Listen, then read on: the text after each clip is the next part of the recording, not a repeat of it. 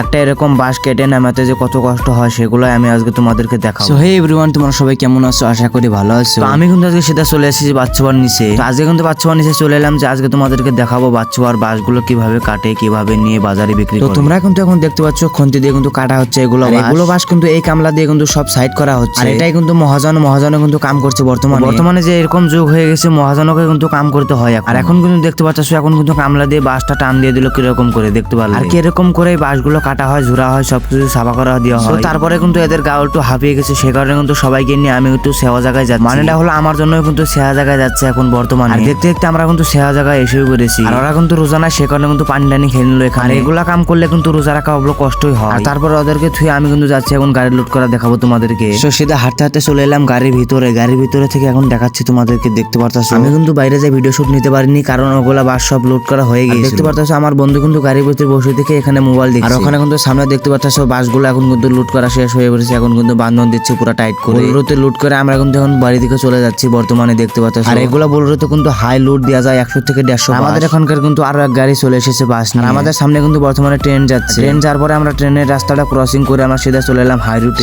বন্ধুরা তোমরা সবাই ভালো থাকো, আজকের মিনি ব্লগটা এখানে শেষ করলাম।